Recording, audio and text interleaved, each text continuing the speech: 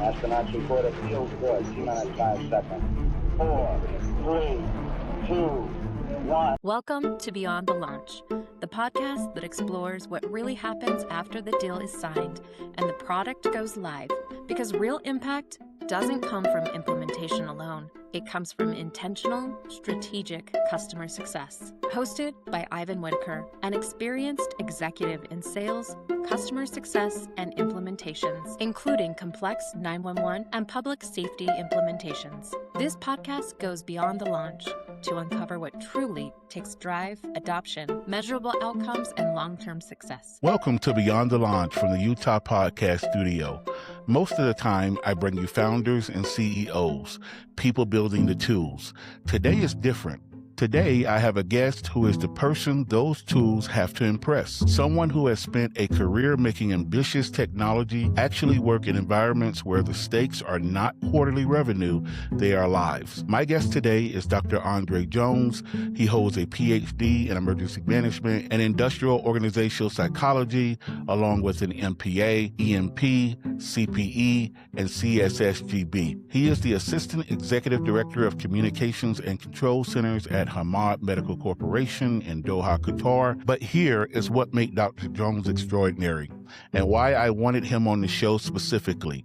He was one of the lead administrators responsible for preparing Qatar's emergency communications for the 2022 FIFA World Cup. We are talking about 1.4 million visitors, 8 stadiums, 53 multilingual telecommunicators recruited from around the world, mobile dispatch truck at fan revenues, and at one point, 1 month before the tournament began, a directive to replace the entire CAD system that he had to solve with a Microsoft Teams workaround. This episode is about the gap between what technology promises and what it takes to actually deliver. Today's episode is called Customer Success and Implementation, Building World-Class Emergency Communications from the Ground Up in Qatar. Dr. Jones, welcome to Beyond the Launch. Thank you. I'm happy to be here. You know, Dr. Jones, we go way back. You actually signed me off as a ProQA and Aqua instructor. Do you remember that? I do remember that. Yeah, and I know you're very patient. Well, I think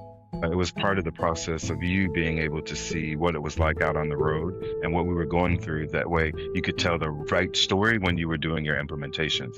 I remember specifically when we met in Missouri. I'm not going to say the city. We were on one of those tech eval assignments, and this is where it is, talking about adoption is important when we were expecting a certain amount of people to be present and they were not. And that speaks, a lot to, our initiative to try to get the right people around the table and what happens when they don't show up. Yeah. I remember you're very calm with me and, this was a very small organization, but we treated it with the respect that it deserved and the attention. So thank you so much for contributing to my career.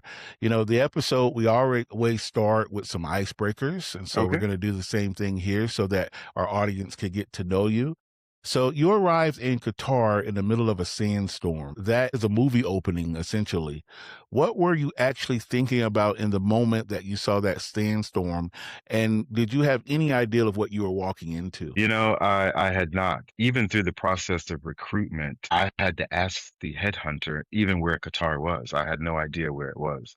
I knew what the job was going to be, but much like, arriving in a sandstorm, you really didn't have clarity. And it was an exciting time. You're, packing up and moving across the world, really to have an opportunity to discover and use all the things that you have learned over time. But I won't forget, as a part of that process in vetting, one of the things that really sticks out is that it really doesn't matter, potentially, what you learned or what you've experienced in other places. It may not necessarily translate here. And that was the scary thing for me because I felt like I had the experience and that's why I was hired. But at the same time, I had to keep in mind that I'm coming to a place where there's different, nationalities that I'll be working with, different cultural expectations, and different weather that I had never experienced, which presents a new type of emergencies. When we teach ETC, we always talk about in the disaster section, all the things that we try to prepare for. This was not one of those things I thought that I would actually have to experience. Yeah, I had a similar experience with Kellogg Brown and Root. I did some time over in the Middle East and I arrived in Kuwait and there was a sandstorm and there's music playing on an intercom in the background, singing. I'd never heard that before. I'm like, what's going on? So I get it. Totally different environment. Dr. Jones, you hold a PhD, a MPA, an EMP, a CPE, credentials that stand across emergency management, industrial psychology, and beyond. Most professionals pick a lane. What is it about you that keeps you going deeper? A long time ago, and I made a conscious decision that I wanted to be a communications manager. I said I wanted to be the best one possible. And I didn't always work in environments that had people that were good mentors or otherwise good examples. There were bad examples. So I wanted to do right by the people that I worked with and try to create, good workplaces and environments and be a good team member. And I realized the only way that I could do that would be through education. And the more that I went, the more that I realized I didn't know. So I just kept going. I realized through the emergency management operational aspects of what to do, but I could never put together the why.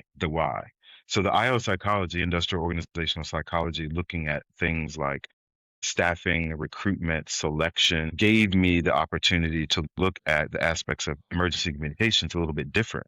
We know our skills, we know what to do. We are very good at, answering phone calls and, dispatching in a certain amount of time. But there's a missing idea of connection in the workplace, a missing idea surrounding the ability to work and be well. And I wanted to improve the conditions of the workplace. And it was very important to me to go through this period of study in order to really understand how to do that, create organizational commitment, improve an organizational culture, and overall sustainability so that we could thrive in the workplace and not always be stressed out and burned out. One of the things, even before we started recording today, you talked about wanting to continue to learn. And that is something that I watched your career, and I know you've always been driven by learning, whether it's thought leadership and putting yourself out there. Some of the things that you've done in your career has influenced me to step out and do some of the things I'm doing, even having the courage with the podcast. So I do appreciate it. Thank you. Stepping into the core of our conversation here, you were tasked with preparing Qatar's emergency communications for the 2022 World Cup. Walk us through the single most difficult moment when you genuinely thought this might not be ready in time. I want to say that the goal was really about building capacity because we didn't have a lot of answers. Though we sent people out to the games and we had test events, and we eventually got to a point right after COVID where we had built up the ambulance service to be part of the health system's major incident preparedness and response group, handling multiple events of this size. Think, 4 Super Bowls simultaneously was going to be something that the country had never experienced, let alone most countries who've hosted the World Cup, because it was a very small country. You're talking about the size of, San Diego County with about 3.5 million people. How do you do that and make sure people get safely to where they are supposed to be? When I arrived into the group, the most important thing was to get communications up to date. There was a control room, healthcare coordination, and the idea was to expand it to make sure it was able to accommodate what was necessary in order to command and control the event space. So it included going out and doing things like making sure we had command and mobile units. There was connectivity with those, with drones, cameras, body worn, stuff like that. And also making the infrastructure like the CAD system, the radio, telephony were also up to par. Those things were there was a vision, but at the time they had not necessarily been implemented. Let's not even talk about the workforce required. You're having to do workforce strategy in order to determine how many people are going to be required, when they're actually going to work, because this is going to be a surge. And also the ministry was very clear in that they didn't want the people in the country to experience less services just because there was a major event here. So we created, from the health sector, parallel systems. There was a system related to healthcare, and then there was the regular 911, 999 response, as we call it. And that was very important. And my challenge was I operated on both sides of the control room, and the National Healthcare Incident Command Center. I was kind of the interpreter, the person that was coordinating and making sure all the various control rooms were talking amongst themselves and communicating effectively, just to make sure that we had good integration and coordination. Yeah. Everything that you just said is actually your importance on this podcast. There's only a few individuals I know that have spent a great deal of time in the private sector and the public sector and could make that shift like you have. And so what you're talking about is not just implementing from a vendor perspective, which you have many years of doing that, but also implementing from the public sector as well. And so we're gonna have some deeper conversations. So 1 month after the World Cup, and an order came down to replace the CAD system. You could not do it in time, so you built a Microsoft Teams and SharePoint workaround instead. Walk us through that decision, and what did that moment teach you about implementations that no vendor would ever put in a sales deck? So I think you may have experienced this before. You probably have worked or arrived at an agency, and to find out, on your days of starting this new whatever, that they bought a CAD and you're expected to implement it. You don't know a lot about it, and whether or not you can even do the job. And as you begin the training process, you realize that the people who were behind the decision making for purchasing the CAD probably had no vested interest. They didn't know what a CAD was. So there was a lack of expectation for what it could actually do from the frontline employee. We have a CAD even today as an example that it's the outcome that most vendors may sell, the reporting structure, business intelligence, the EPCR, the patient record, but they have no breadth for what it takes in order to get that information into the system. So when you have bad data going in, you have obviously bad data going out. And this was an issue. We had a CAD and there was a module specific to handling events because they were expecting to use it for the World Cup, but it was not deployable because of issues, as you can imagine. Well, you didn't purchase this, or you have to do this add-on, so those things in the procurement process take a significant amount of time, and we didn't have that time. We were fortunate to have people that worked in BIU, business intelligence, people like myself that have experience working CAD. So we needed also something where we are in a place where on-premise is the thing to do. How are we going to deploy a CAD system that's only supposed to be in one place to multiple competition and non-competition sites? It's not possible. Right. It can't be done.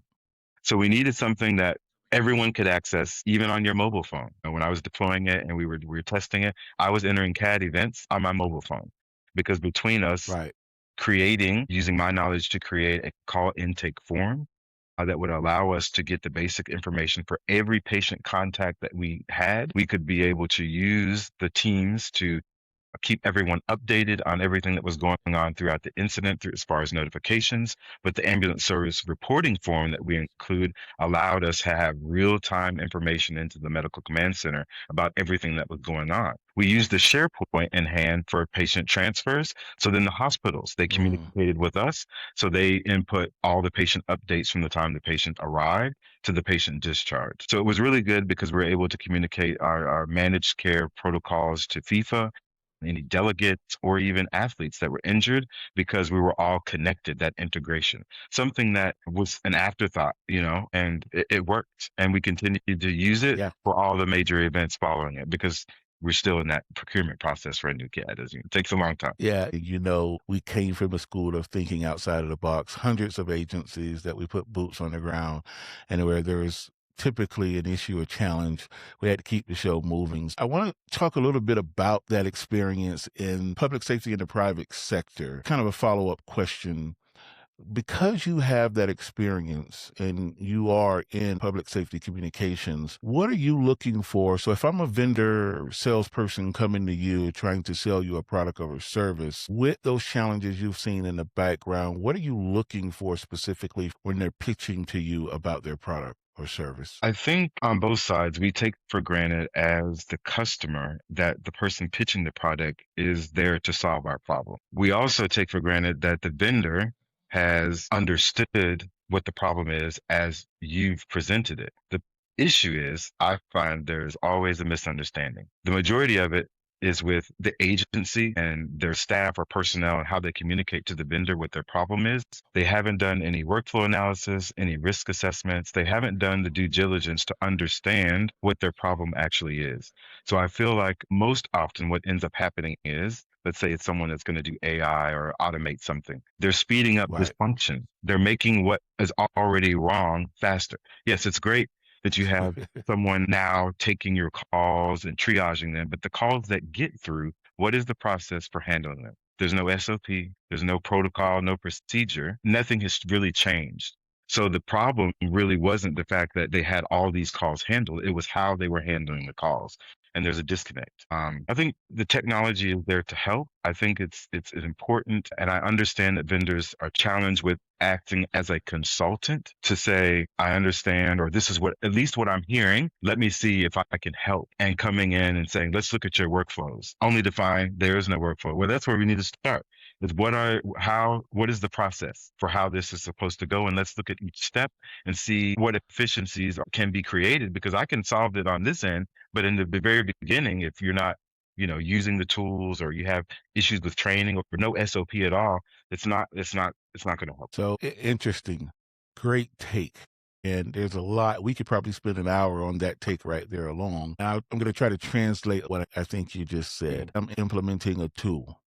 I'm implementing AI, and it's supposed to solve my issues and challenges in a particular arena inside of the 911 center. But it needs to be fed SOPs. It needs to be fed conditions. And so what ends up happening is, because I don't have that in place, it doesn't function as well as it could. Is that kind of what you're talking about? Completely. And I don't think that is happening on both sides. I think, there are agencies big and small, and I understand there's competing priorities for things that need to be done within the agencies. But when they're going and looking for products, as cool and nice and awesome as things are, they need to do the due diligence to make sure there's proper protocols, procedures in place for handling it pre and post implementation, to make sure that you're getting out of it what it is that you're supposed to. And there's that relationship that you develop with the vendor, just to, make sure you're monitoring analytics to see, okay, yes, we are making an improvement.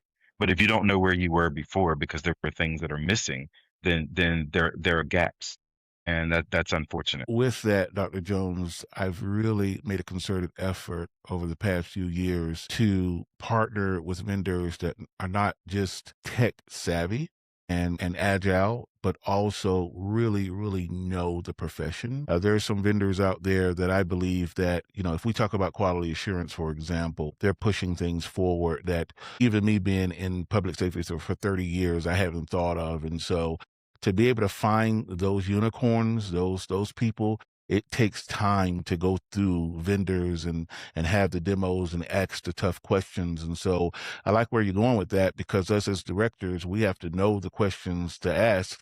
That's a good point you mentioned. It needs to be deliberate and intentional. And sometimes it means slowing down, asking the right questions. Yeah, the salespeople, they're going to come in, they're going to be talking real fast. No, you need to read between the lines and make sure that you get what it is that you're buying, and don't settle for those, well, you didn't buy that, so now it's an add-on, or this new configuration and stuff like that. We don't do a good job as a customer of knowing what it is that we want. We sometimes we leave it up to other people to make the decision. But I think as things should change and evolve, as we have these conversations, whether it's a podcast or even at conferences, people pay a little bit more attention to the kind of relationships that need to be developed to make sure that there is a partnership, that you're getting Yes. what it is that you need. Absolutely. And so you recruited 57 telecommunicators from Jordan, India, and beyond to staff a multinational, multilingual emergency communications environment for the tournament. Today, 53 of them still serve. That retention rate is extraordinary in our industry. What did you get right that most implementations get catastrophically wrong? I think a large part of it is, though, we hired people, that were looking for jobs. I think what we retained was professionals. Just before we started this initiative to do these recruitment missions, which were very rare because people typically don't leave. You have to think of it this way. We're not talking about, I live in Atlanta and I'm hiring someone from Gwinnett County. We're talking about people uprooting Yeah. their entire families and moving to another country. There's visas, there's attestation, there's a lot of stuff that goes in with it. So it's a huge investment and commitment for individuals and their families to do this. So they want to make sure they're making a conscious effort and a life decision. And I think we should approach most jobs like that, not be so, if this doesn't work out, I can just go get another one. It's not that easy, Right. as we're finding out in this Right. long time. So one of the things that came up just prior to us going into this process was very similar to what we're experiencing in the US, is this idea that emergency dispatchers should be protected. And very similarly in Qatar at the time, they were not protected. And there was an opportunity to go to the ministry and say, hey, what do we need to do? Well, in order to do this, they said, they need to be clinicians, they need to have certain types of education. But you tell us, you're the head of the departments of profession. You design what you want the profession to look like. And I said, it's that easy. So we Right. did. We came back, we wrote the job description and created a training program that would allow those who had otherwise not been clinically trained, those people who had secondary or high school education, to grandfather in by offering them a BLS course. And that allowed them to Right. certify in and accredit. So now they are equivalent to nurses, paramedics, and EMTs under the Department of Healthcare Profession, just like that National Registry paramedic, essentially. So when you're recruiting now, it's not just they're going to be coming dispatch, they're coming into a profession. And that was something that was very prestigious and very new because we were the only people in the world that had ever done it. And then creating the environment through our onboarding process, just like in the US, you have, classroom training that lasts a little bit, and you're taking them through, ride-alongs, you're showing them where the hospitals are, giving them orientation to the country. We have hospital-based classes that teach world of welcome, world of service. So they're teaching you how to culturally adapt to the new people and new situation that you're actually in. Wow. And we also evolved into not having a typical CTO program as we have a mentorship. So it's almost equivalent. You still have quality assurance and activities going on. However, even when you're released, your mentor still comes back to you after you've got continuing dispatch education, or you've got a new memo that comes Mm. out. They're there to say, hey, did you see that? Do you need any help? So they're there. It's like a life bond, if you will, someone that, you partner with. And some of them have more than one person throughout your journey. And Right. a lot of these people become really, really good friends as well. It's the culture we tried to create with that. Yeah, that's phenomenal. And I'm going to try to peel back the layers here because I'm making a connection and I want to make sure I'm hearing this correctly. So the question was around retention. And so based on raising the level of professionalism, how they're actually seen as professionals, their title as professionals, their training, because of that level of, I'll say the word again, professionalism, and how they're seen, you see or saw a positive correlation between that and retention. Is that correct? That's correct. So that's something for us to take back in the States because, I think a lot of us that are pushing towards that recognition at the national level are more so focused, the conversations I've had, on the classification because of retirement or the difference in retirement. But I've had very little conversations about what those classifications could mean for recruitment. So that's something to also think about as well. That's phenomenal. And keep in mind, again, when we're talking about professionalism, we're talking about everything together. Again, the culture that you Yes. created, the psychological safety, the training, the development, the career path, all of that is included. So, Dr. Jones, AI is flooding the emergency communications space right now. Tools that are promising to automate non-emergency calls, train dispatchers, evaluate performance, guide real-time decisions. You have seen a lot of technology come and go. What is your honest assessment of AI in 911 right now? Genuine transformation or explosive hype? I think there is a genuine opportunity for transformation, so long as we go back to the very beginning and have those conversations about what it is we're trying to improve. What's the outcome? What's the problem? Again, every organization is probably going to have a little bit different issue. How did they find that issue? It could be through complaints. It could be through quality assurance, quality improvements, risk analysis. Maybe they were sued, but maybe just doing simple activities that we discussed before is going through your workflow and seeing, you've ever heard of a failure mode analysis, to see where your issues are within the chain, from the journey of the caller, all the way from the time that they were going to access your service until, and when the service ends is when they receive some type of resolution at the end of their contact, even with public safety. If they called for an ambulance, did they get the ambulance? What happened? Have to go through the whole cycle in order to really look at that. Now, various components of AI are not going to help all of that, but I think it's important to really understand what types of components that you're using and where you're interjecting them. But I think that it's not going to solve all of our workforce management, all of our manpower, our staffing crisis, if you will, which I don't like that word, which I talk about often.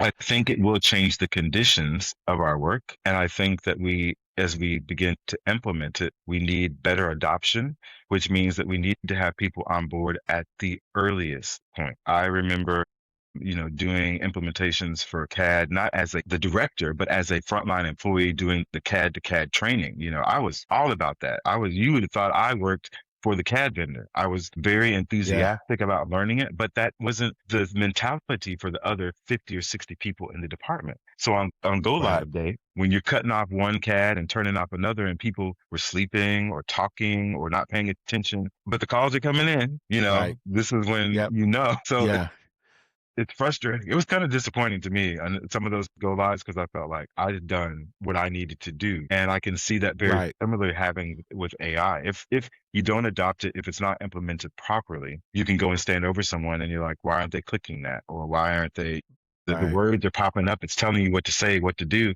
but they haven't been trained or they don't have the skill set. And I think we have to be patient and again, deliberate about how we do it and go back, get the people on the front line, especially those who are your naysayers or your devil's advocate, those especially, because these are the people that are going to have the things that keep you up at night, conversations that are really going to get you into a better understanding of what you need and the capabilities of the staff that are going to be charged with using it. Good take there. And I have 2 points on your take. The first one is the role of the director, the executive director in public safety communications is changing. You and we saw this a long time ago going in and doing implementations to where, like you said, a lot of times they were implementing because of a mandate or because of legislation, but really didn't have a plan of these are the outcomes that we want to accomplish after we implement. So goal setting was problematic. And so today, the director, with all this technology and the demands of the citizens are really knowing a lot more about how they should be treated. They're looking up metrics. There's things that they could type into AI and see what response times and answering times should be. All of this is at their fingertips. So we're really having to be myopically focused on outcomes. We're having to be focused on goal setting, partnerships. And so that role has changed. Part 2 of that, something that you mentioned, which I think is just phenomenal, is including those naysayers, including others in the post-launch environment of how do we update, how do we continue to meet adoption and our goals. I was looking on LinkedIn and they implemented a system in Atlanta. Their director is having forums with citizens, creation forums to update the system to better achieve adoption based on the lens and the voice of the citizens. So I think that that's just phenomenal. Yeah, I think that we have an opportunity as we learn more meaning going to, the conferences and you're seeing technologies and vendors, is that this is an opportunity to explore, get information about what it is that's being offered, and then really do the homework to see whether or not it's a good fit. Again, it's a relationship, it's a partnership, it's one that's going to last as long as there's contract. And obviously there's money involved, but there's also people involved. I have been, again,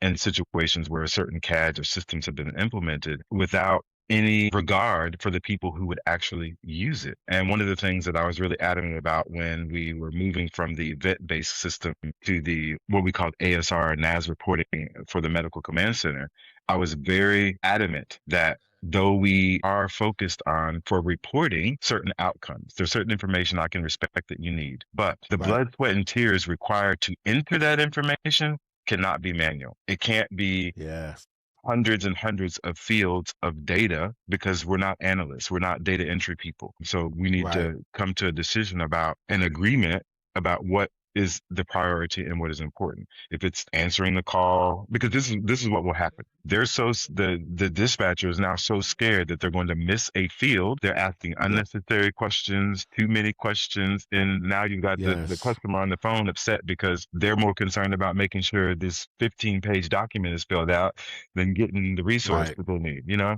So I think Right. we need to have the right people at the table, not afraid to speak up, which means you need a psychologically safe environment where people feel comfortable to say, I don't think that's going to work, or is there a better way? Or I understand what it is that you need, but our people don't have the capacity or capabilities to do that. And so Qatar handles roughly 6,000 emergency calls per day and serves an extraordinary diverse population. Qatari nationals, expats from over 150 countries, tourists, construction workers, and World Cup visitors. When you evaluate a technology tool from your environment, what does a U.S. built solution typically get wrong about your reality? I would say not so much as here that would be at any agency that I could potentially be employed in the US. They're very localized. I mean, there's lots of vendors for different things, but I think that sometimes what they build or design is not necessarily fit for purpose for my agency, whether it's 5 people or 50, 50 or even 100 operators. I think there needs to be more scalability in what is being deployed. And if, for example, today I am a 5-member agency, 5 consoles or whatever, and then my county manager comes to me tomorrow and says, you know what, we're merging with this agency. Now you're going to have 50 consoles. I don't want to have to be in a position where now I'm paying X amount more for stuff that wasn't necessarily, it didn't make sense to put that price tag on that feature. And I get licensing and all that stuff. But I think that the important thing is that just making sure that something that is truly customizable, but also allowing the customer to see what those options are. Which means, for example, one of the things we were going to do is come to the US when we were looking at CADs and have the people on the team who were vetted for this purpose, good, bad, whatever, champions, sit not at a vendor's workstation in a vendor hall, but go into an agency, observe days, maybe even weeks. I want to hear what the operators are saying, sitting at the console using this CAD. Are they cussing it out or are they praising it? Because if they're having problems with it as an active user, it's not something that I want. And if there's something that they don't like, what is it? And we need to be clear about what it is that the issue is. Is it a process or the system? Sometimes people complain about stuff that they have to do, but it's not the system, it's the procedure in order to make things work. So this is where I say agencies really need to look at their workflows to determine sometimes it had nothing to do with the fact that the CAD didn't work. As you know, we've implemented things before. It doesn't care if you don't like it. It's the process that you go into to make things happen. Sometimes what the problem is. I often wonder how vendors ever do a demo or presentation without doing discovery first. I've set demo after demo of them showing functionality and features, and it never asked once about what my issues or challenges are, or even researched that I have to provide 24,000 minutes of language translation a month, right? So if you're coming in and showing me a product that's going to be for our citizens, but you don't have the very languages. So I think what you're saying is so true on the operational side, but also looking in on scaling. That projection of even showing us how they envision our scaling could be based upon that fact finding, I also think is critical. Dr. Jones, what kills implementations? Not the ones that blow up dramatically and make the news, and we've seen a lot of that, but the ones that quietly fail and no one ever admits. I just completed a series on trust and then tech, where I basically have said that it is, for the most part, a trust issue. There is this idea, that as the customer, that the vendor knows what they're talking about. They know what they've done this before. So whatever they say, it's going to work. They're going to solve my problem. And there's, like I said earlier, the vendor saying, well, I trust that they've told me what their problem is, and this is the solution. When in fact, there hasn't been that conversation about what the actual issues are, what the processes are in place, and that lead up to make it as effective as possible. And whether they're looking for the outcome or not, they haven't really defined that. There's no metrics. So you could have a tool that says that you're supposed to do X, Y, and Z, but there's nothing you can actually go back and look and say that this is the end result. I can say in our experience in working with a certain company and vendor, and you knew that the tool was being used to its fullest potential for the most part, because once you completed your accreditation, it was evidence, not just because you were accredited, but because you used it, you submitted multiple times throughout the year, your evidence that you're using it. You've submitted evidence that people have trained and that they continue to train. I don't see that with other products. And I think there should be. If you buy an AI tool that's supposed to, help you do translations, or there should be something that shows accountability for the fact that the tool is being used, to what extent, and if there was metrics available or something that was agreed upon between you and the vendor, that there was actual success. Otherwise, how is it customer success if you don't know whether you succeeded? And deployment isn't success. Turning it on and leaving the agency is not, okay, we've done our job. It's fine. Call me if it breaks, or if there's an issue, we have an SLA. That's not customer success. It's not. You said something I think all vendors should be listening to. And again, I'll try to translate it. Tell me if I'm wrong, but I believe what you're talking about is more of a certification process that's provided by the vendors, whether it's a CAD or whether it's non-emergency AI, whatever it is, that says, based upon standard metrics and also the goals that you've infused, we've actually got to that point of adoption. Perfect translation. Okay. A person like myself that has a board of trustees, I can show that, hey, we did what we were supposed to do. We can put in the metrics that shows the citizens are satisfied, shows our people on the floor are satisfied, it's saving lives, but we can also show that we're adhered to a process as well. Your work in IO psychology is about how organizations perform under stress. A 911 center is the ultimate test of that: maximum pressure, minimum margin, constant turnover. What does a psychologically healthy center actually look like, and how far is the industry from that baseline? I haven't recently attended the APCO Wellness conference. I flew in a few days before the war started. Got the impression that we're still a long way off. Even though we're talking a lot about wellness, I think it's still misunderstood that wellness means having an exercise room. It means having a dog, or a pet or something on the communications floor. It's so much more than Yes. that. What it is not is, can I recover between calls? When I go home at night, am I getting a good night's rest? Am I able to speak up? Is it a psychologically safe place to be able to say that I need help? I think the commitment is not there from a lot of staff. Maybe when they originally started, I work here because I want to help people. But eventually they get to a point where they lose that, because I'll say as far as research is saying, leadership influences their ability to care. It's unfortunate. I don't think in many cases it is deliberate. I think, having been a leader and director for long periods of time, honestly, you get so caught up with some of the political and diplomatic things that you're having to do, you yourself become disconnected from the realities of the agency. So you really don't understand what the realities are and the organization are when it comes to these type of things. And you rely on your middle management to, you're having meetings, you're asking, you may not have the time to walk on the floor, but you are asking what's going on. And they're just, oh, everything's fine. And it's not. And it's not clear always why people are fearful. I believe in some instances because those middle managers feel that if they say that it is not well, they're the ones responsible and are accountable for the fact that it isn't, because they're the ones ultimately there to supervise their staff. And sometimes, in some instances, we also learn that they don't necessarily know what to do or what support to engage. And I think that that's where we're losing the battle, is different resources, not necessarily things that involve money, but resources and tools that people have available at the middle management and supervisory level to support their team members to make the environment and the conditions a lot better.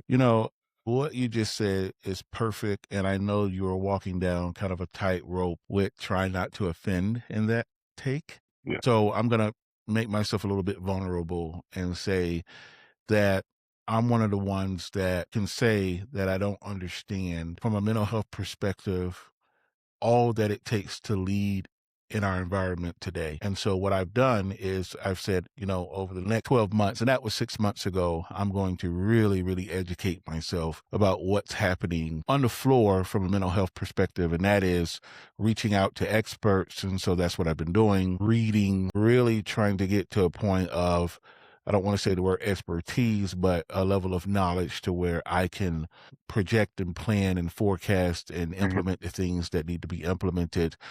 Back at my center, we started a support service division, and it has the peer support. We're looking at things like chaplain services. We're looking at things like honor guard services, CISM, all of that. We're going to take more of a gunshot approach, and we're going to look at the data. And that's one of the things. We have tools that we purchased to look at the data.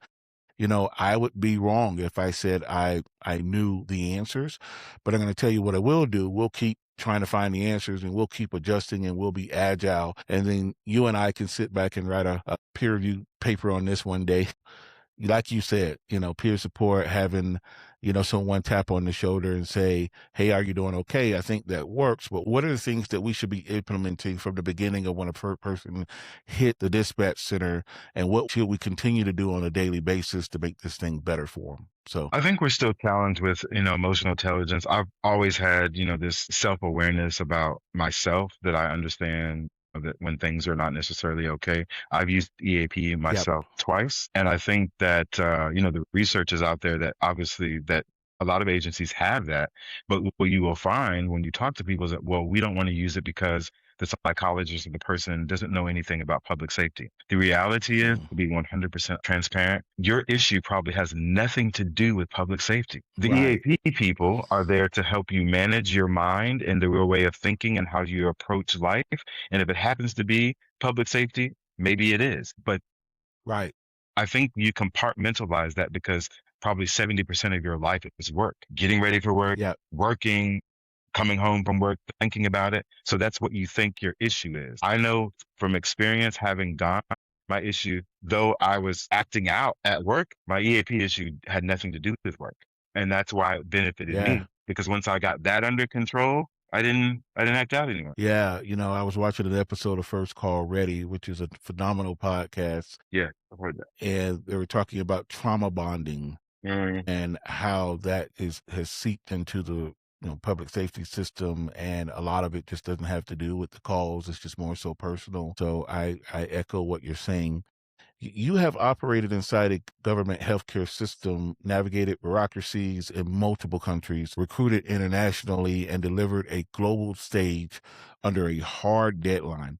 If you were advising a 911 director in a mid-sized American city who had just signed a contract with an AI vendor, what would be the 3 things you would tell them before they start? Understand your workflow. We've said it multiple times. You have to know what your business is. I know it could be tedious. I know that not everyone's going to have a person that's good in project management, and they're not really good at making workflows or schematics or whatever you want to call them. But you need to do your best effort to really understand from start to finish what processes you have and see where the issues are at every turn before you go out and look for a solution to a problem you may not have, right? I think in the process, the second thing I would say is always involve frontline staff. They're ultimately the ones that are going to be using whatever it is that you're going to implement, and you want to make sure there's buy-in. No, I think it's very challenging, and I've been very fortunate to have worked in many organizations where I've tried this and it's been successful. But the challenge here culturally was that we just do whatever they're told. So it's getting that collaboration is like, okay, I'm asking you. And they're afraid because that's not something they've ever had to do. They've never had to contribute, co-create. And it's like, well, why wouldn't you? You're going to be using it. So now I'm having to use my experience to say, I've sat in this chair and I'm telling you, and I'm watching you do this and you're struggling. This is why we need this better system. What else do you think? Tell me what you would like to see. And oftentimes they open up, but it's very challenging because there's that psychological safety, that issue of trust. They feel like if they say something, they're going to get in trouble. By who? I'm the one in charge. If someone else, says something bad about the fact that you didn't like this input that they provided, they shouldn't be in that position. They're not a leader. You want to be able to have those open conversations. And I think I gained a lot of respect from that, from a lot of the staff that I worked with, because a lot of times I wouldn't go to the middle managers. I go right to the front line and ask them myself. what they thought about Right. this. The last thing I think I would probably do, the third thing is determine how you want to measure the success. Obviously, the vendors are going to come in and they're going to say what they believe success is, but it is customer success. You are the customer, so you're the one who needs to determine what your success will look like and be able to say or push back. I appreciate the fact that you've got this product and this is what it will do. This is not what I need, and work with them to see if there's something before you buy it and you get into the issues of having to pay for change requests. Make sure you've got upfront what it is that you wanted and have opportunities to go out and see. We call them here requests for information. You call it, fact finding as well, and see what people are actually using. Yeah, again, I commend people, and the tap dancing they do at the vendor shows is great. Go to an agency. Right. You don't even have to go to an agency. Go on Facebook. Go on one of those groups where they have dispatchers and ask, what do you think about this CAD? And you will find out everything you need to know about that system, and being honest with that. And I think that says a lot about where people feel psychologically safe and they can speak, but you want that to be internal as well. You shouldn't have to go on Facebook to see what your staff are saying about you or your agency. You know what I mean? Right. Absolutely. So in closing, I have one final question. If you could go back to the version of yourself standing in that sandstorm on day one in Qatar, knowing everything that you know now, what would you tell him about what this work is going to cost, and is it still worth it today? Wow. It was such a privilege to have gone through the process and be selected and have worked here this last 11 years. Has been something of a dream. But I always close my eyes at night and vision working in a control room that had hundreds of positions. And eventually, that came true. The National Command Center has 200 workstations across 2 floors, identical. It's absolutely impressive. So I think challenging the assumptions that I had coming into the country and being able to remove barriers when you think beyond, when you look at opportunities to do what is best, using best practices, talking to people in networks, going to conferences, even living as far as I have been, I still manage to go back every year, once or twice, to conferences, not just to share experiences, but also to learn from other individuals and see what is out there, see what people are thinking, what they're talking about, what new technologies there are, what can we do for wellness? Because this is universal. We're all having these types of issues at agencies all over the world, which is why it's something that we need to be thinking about. But I would say, being brave, being understanding, and being more consultative, and that I do have to appreciate the fact that this is not my country. And my job is to mentor up to the next generation of people who will eventually run the operation. Having that mentality coming in, I think for me, I would have been, in many instances, more of a mentor to make sure that the legacy actually continues and that they were learning more from me. Now, there are a lot of people who did, and they applaud me and they appreciate that, but I feel like I could have done more. But as they say, save one. So yeah, I think I did that. Dr. Andre Jones, everyone, a brilliant, extraordinary mind with experience all over the world, implementing technology into hundreds upon hundreds of agencies, leading a multinational organization. Thank you for attending the podcast today, Dr. Jones, and we'll be talking soon. Thank you. Thank you for having me.